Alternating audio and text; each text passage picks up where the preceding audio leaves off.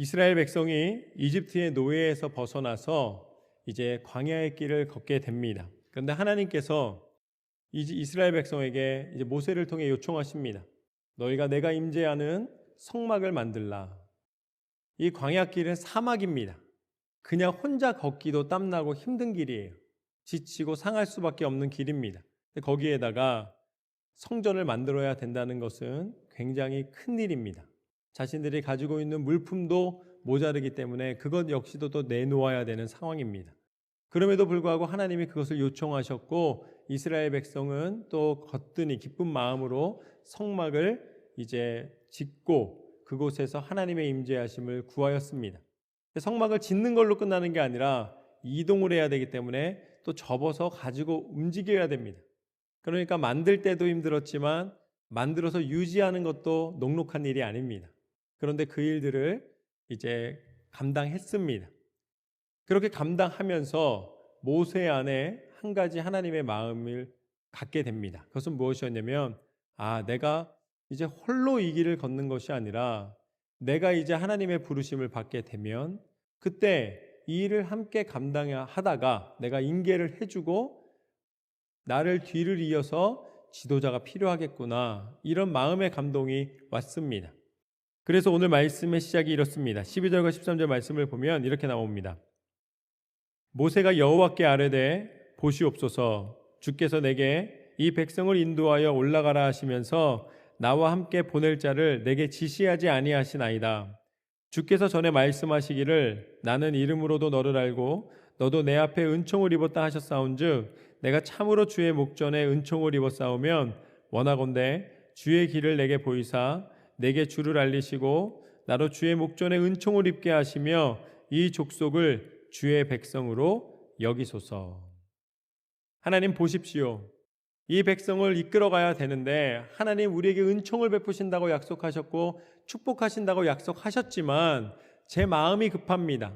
이제 내가 죽게 되면 이제 이 민족을 이끌 지도자가 누굽니까? 하나님 보낼 자를 보내주시지 않으면 더 이상 이 일을 감당할 수가 없습니다. 하나님 앞에 간구하고 있는 모세의 모습을 보게 됩니다. 그런데 이 장면은 모세에게는 굉장히 큰 변화입니다.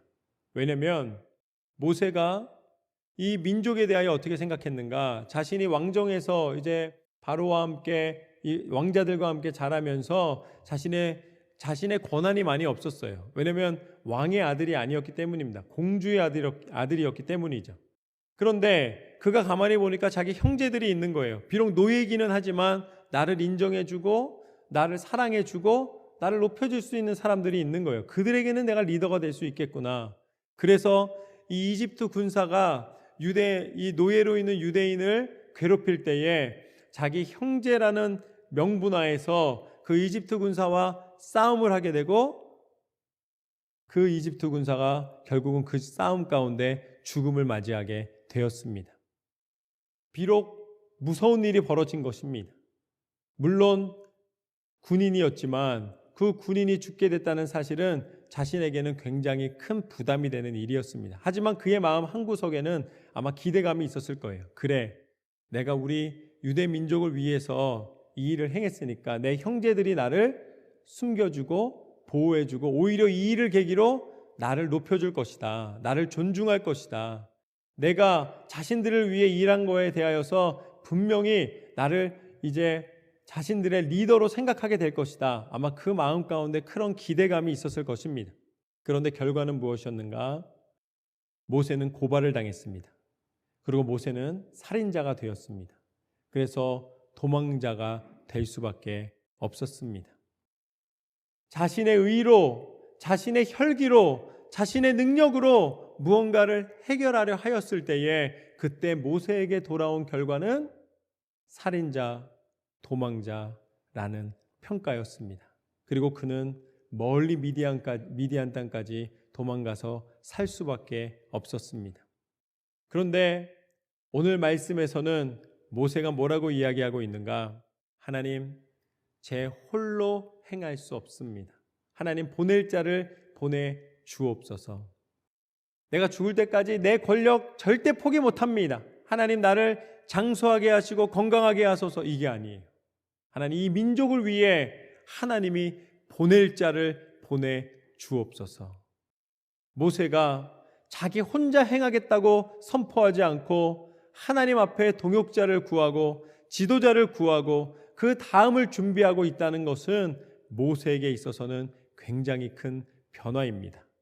거기에다가 이 당시에 모세에게는 아들이 있었습니다. 출애굽기 18장 말씀에 보면은 광야길을 떠나자 이 장인어른이 자기 아내였던 십보라와 두 아들 게르손과 엘리에셀을 데리고 모세에게 옵니다.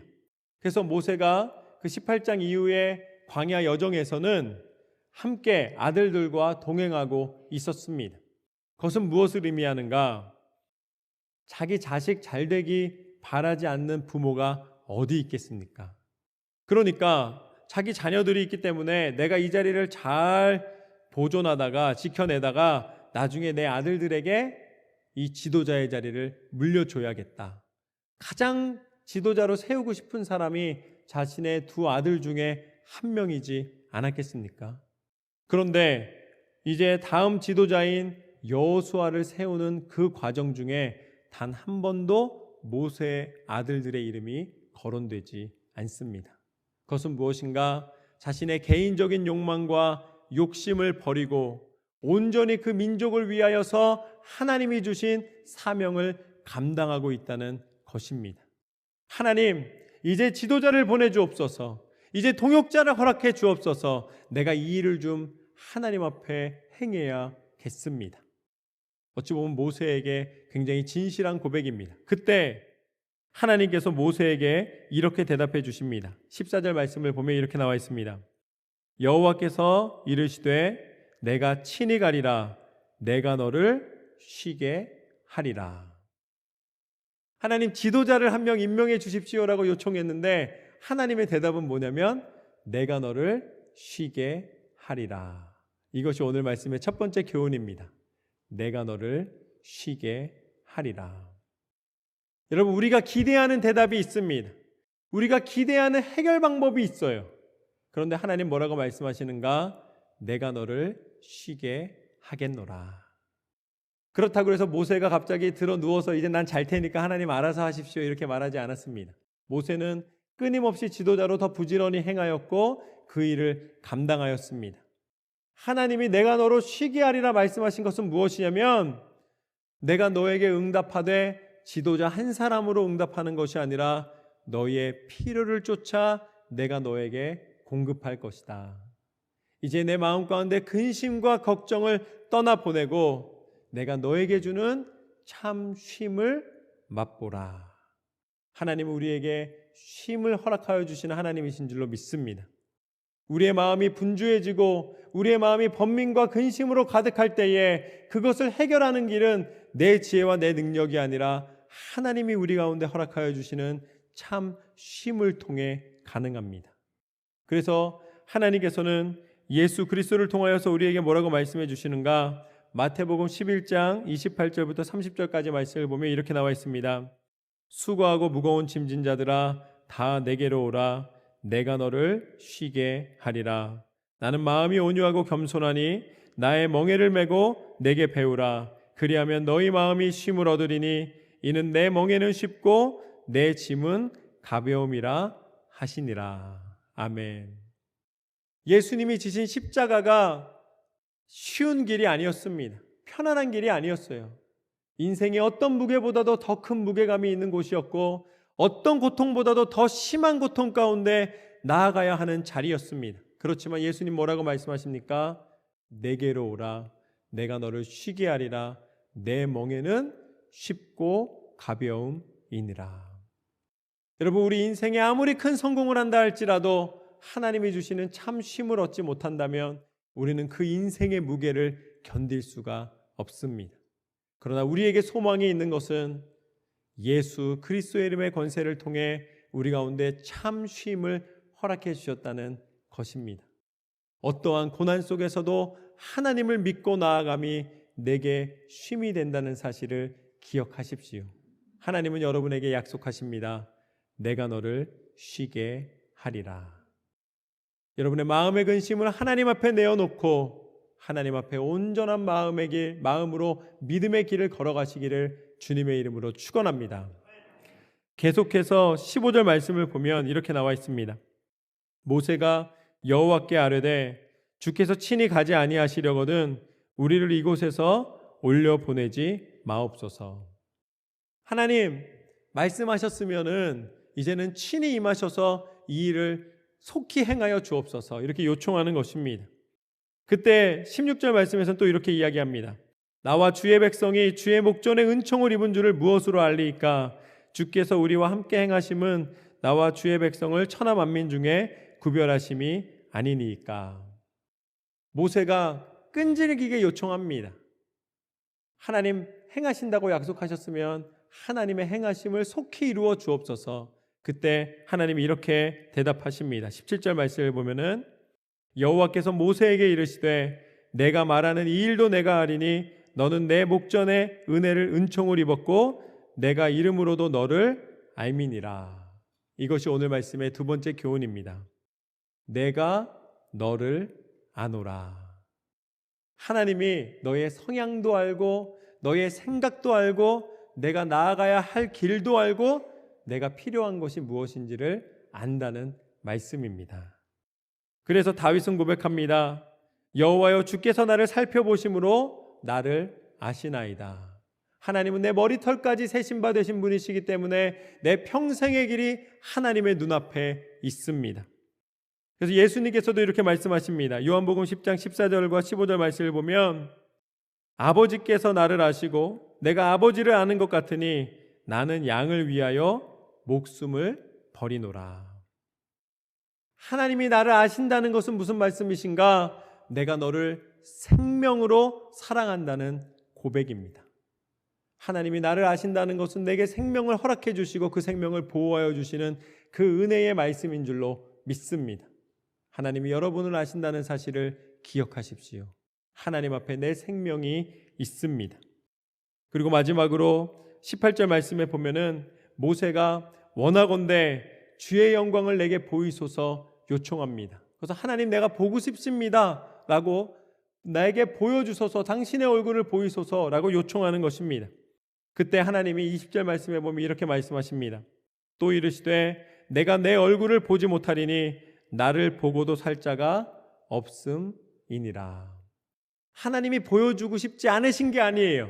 그렇지만 이유는 몰라요. 그 순간에 왜 보면 살 수 없는지는 말씀하지 않으시지만 결과적으로 하나님을 보면 살 수 없다고 알려주십니다. 그래서 못 보여주는 것이다. 그때 하나님은 그래도 모세에게 응답해 주시기 위하여서 어떻게 하시는가? 22절과 23절 말씀에 보면은 내 영광이 지나갈 때에 내가 너를 반석 틈에 두고 내가 지나도록 내 손으로 너를 덮었다가 손을 거두리니 내가 내 등을 볼 것이요 얼굴은 보지 못하리라. 하나님의 얼굴을 보면 죽는다는 거예요. 그러니까 모세를 바위 틈에다가 넣으신 다음에 당신 손으로 살짝 덮으신다는 거예요. 그 위를 싹 지나가시고 덮었던 손을 딱 이제 거두시면서 모세에게 뭐를 보여주시냐면 뒷모습을 보여주시겠다 말씀하십니다. 이게 무슨 소린가? 모세의 그 간절한 마음을 하나님은 들으셨고 앞모습은 보여주지 못하지만 그래도 하나님의 최선, 내가 뒷모습은 보여주겠다.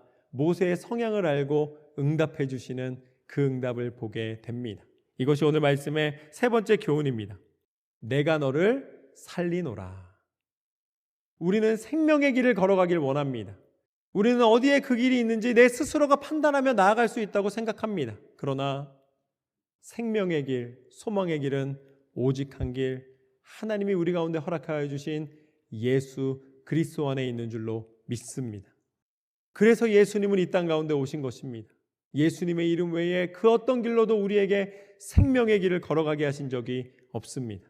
그러나 그 이름을 부르는 자에게 천국의 소망을 주시고 예수님 이름의 권세를 통하여 우리를 살리시고 영원한 천국 가운데 인도해 주신 줄로 믿습니다. 오늘 말씀을 통해 내가 너희를 쉬게 하리라 그 말씀대로 하나님 앞에 나아가며 내가 너를 아노라 우리에게 생명 다하기까지 우리를 사랑하신 그 하나님의 은혜를 기억하며 날마다 하나님 안에 승리의 삶을 살아가시기를 주님의 이름으로 축원합니다.